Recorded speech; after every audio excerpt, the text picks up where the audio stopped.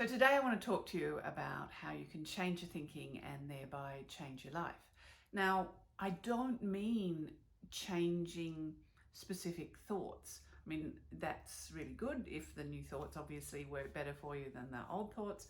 I'm actually talking about updating the software in here. Now, essentially with our thinking, there's two primary software packages, if you like, for your brain, for your thinking. So the first one is the one that we're all taught. We're taught it at school. We're taught it, most of us, in the way that we're brought up. This is right-wrong thinking. Now, right-wrong thinking is really useful in some circumstances. It helps us know if this particular thing is true or not. It helps us decide, yes, this is an apple, no, that's an orange. It's right, wrong, yes, no thinking.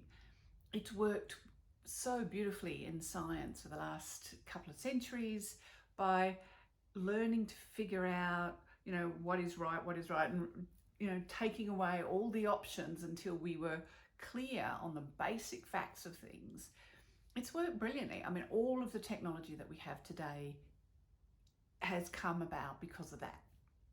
However, it is limited because the problem is that when we have right-wrong thinking, when we apply that to our lives and to our options, it has a very constrictive effect on us. Whenever we have a problem, we tend to eliminate all the things that we think are wrong, and then we're left with what is right. Now, that means that over time, we tend to have fewer and fewer options.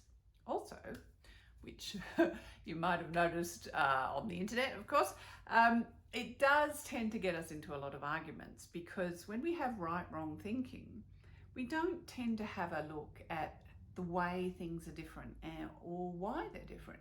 We just tend to go, well, I'm right and anyone who disagrees with me is wrong. And when we have that approach, it leads to lots and lots of arguments. And it doesn't really help us expand our understanding. It just tends to make things more and more rigid. So fortunately, there is another way of thinking.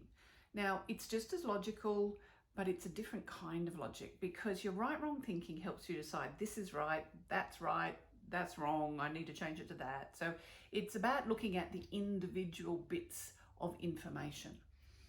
But systems thinking, which is the logic behind intuition, it's kind of like a pattern-based logic. It's about how things all fit together. And essentially, systems thinking is based on not is this right or wrong, but is this useful or not? And it's useful depending on the context, depending on the purpose or what it is you're trying to achieve. So when we actually look at that, it enables us to look at the consequences of our actions, not whether it's what we're doing right now is right or wrong, but what is it that we're doing now and what is going to be the effects of that? Is that actually taking us, for example, towards the kind of society we want to create for ourselves? Or is it, more personally, is that taking me in the direction that I want for my life? This is systems thinking. This is learning not to ask, is this right or wrong, but, how is this going to affect my outcome or the purpose that I want? Now, when we develop systems thinking, we learn how to fit all these different bits and pieces together to make a pattern that leads us in the direction that aligns our life in the way that we want it to, and beyond our life, our communities and our societies. So there you are.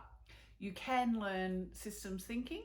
Obviously, a good place to start is my book, The Soul's Brain.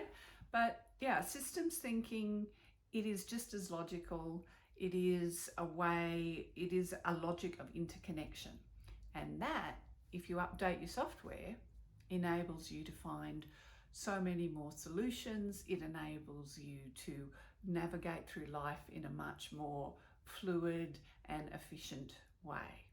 So overall, it creates a much more elegant pattern for your life.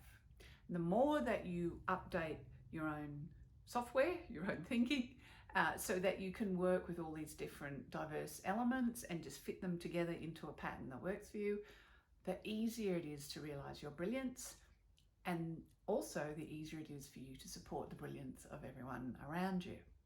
And that is how you change your thinking and change the world.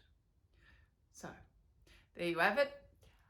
The way you can change your thinking and change the world is to develop systems thinking. And so until next time, always be brilliant.